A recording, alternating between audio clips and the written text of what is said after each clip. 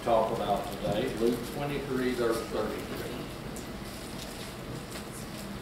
And when they had come to the place called Calvary, there they crucified him, and the criminals, one on the right hand and the other on the left.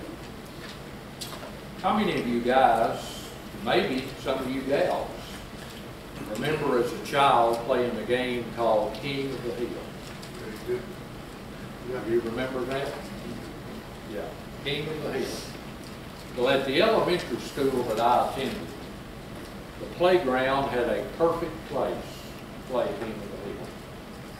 I'm sure the school administrators didn't plan it that way. That's the way it worked out. At one end of the playground, there was a bank. There was a mound of ground, if you will. And it was perfect to play King of the Hill. Now, the King of the Hill in our particular class was a boy named Jim. Jim was a bit bigger and stronger than anyone else in the class.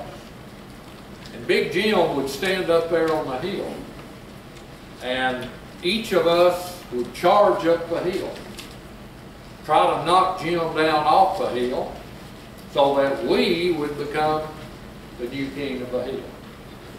But alas, we would always come down faster than we went up.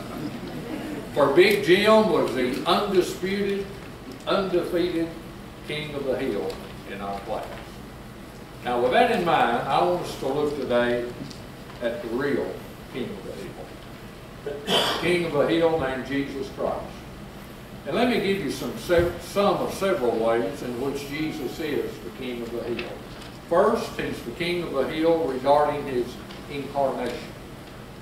Jesus was placed inside the womb of a teenage virgin girl by the Holy Spirit of God. That's the hill he stands on regarding his incarnation and birth. Now, has anyone else ever matched that? Has anyone else ever been conceived of and born in this way?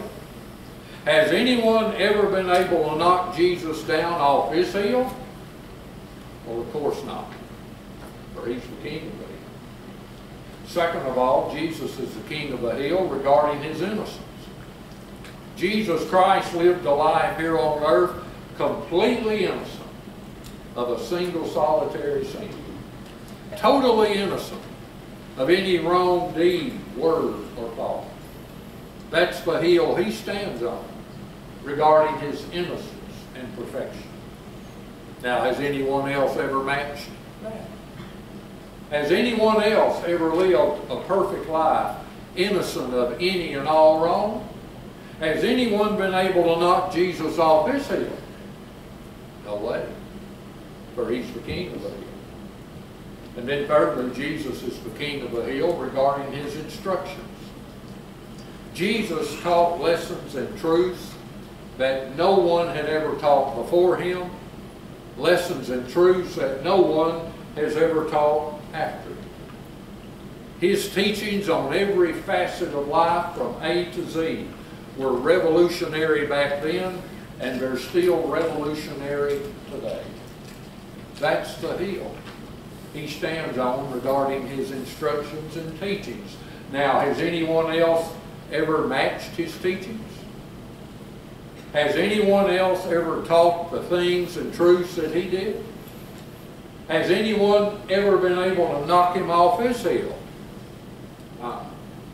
For he's the king of the hill. Next, Jesus is the king of the hill concerning his injustice. Jesus suffered the most unjust, the most unfair, the most inhumane and barbaric punishment of death that anyone has ever endured. And he suffered it from the hands of his own hometown, his own church, his own country, and his own government.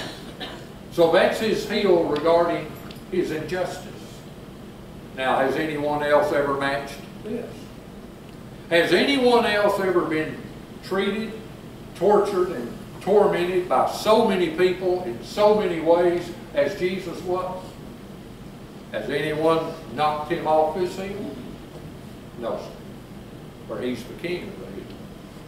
Next, Jesus is the king of the hill regarding his invincibility. Jesus displayed his invincibility by climbing up out of the grave, alive and well, defeating death, never to die again. That's his hill of invincibility. Now, has anyone ever equaled that?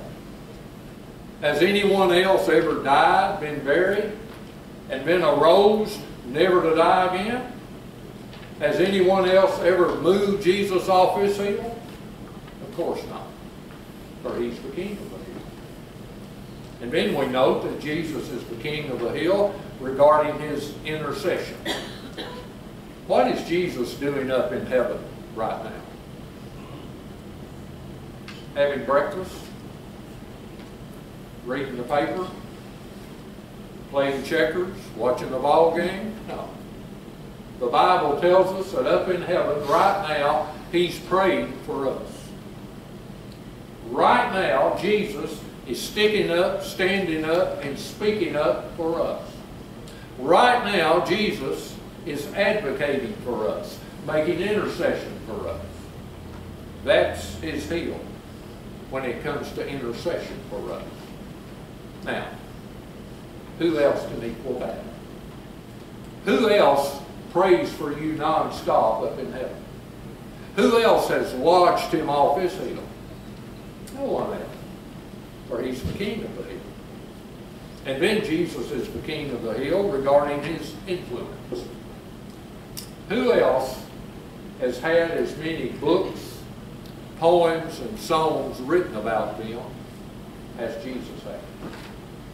Who has had as many pictures painted of them as Jesus had? Who has had as many statues and sculptures made of them as Jesus had? Who else has had as many schools and hospitals built in their name and honor as Jesus has? Who else has had as many church and parachurch organizations formed in his name and for his cause as Jesus has? And who else has changed as many lives as Jesus has? No one else. No one has been able to knock Jesus off the hill of influence, for he is the king of the hill. And then Jesus is the king of the hill regarding his invitation. Jesus invites anyone and everyone to be forgiven by him, to be saved by him, and to be taken to heaven by him. That's his hill of invitation. Now, has anyone else ever matched that kind of invitation to you? And has anyone else ever been able to deliver that invitation to you? Has anyone ever rolled Jesus off his hill? No one else. For he's the king of the hill. Let's go back to our hill in elementary school. Did Big Jim stay and remain the king of the hill? No, he didn't. There was a new boy moved to town. He happened to come to our class. And he was just as big and as strong as Jim was. And then one day, at recess, it happened. What we never thought we'd see would happen, it happened. This new guy named Roger, he went up that hill, and Big Jim went down the hill. And we had us a new king of the hill. Now here's my point, folks. No one will ever do that to King Jesus. No one. No one, no way, no how, no time is going to knock him off of his hill. In all these ways and in any other way, Jesus is the king of the hill. Always has been, always will be. And as we stated in our last point, Jesus invites you to join him on his hill. That's his hill. Now, when you come to Jesus on his hill, He's not going to knock you down. He's not going to roll you away. He's not going to shove you away. You come to Jesus on His hill, and He's going to lift you up. He's going to pick you up. He's going to fix you up. And He's going to carry you up all the way to heaven. Jesus Christ, the King of the hill. And if you come to this King of the hill, I hope you will. Because there's only one. His name is Jesus Christ.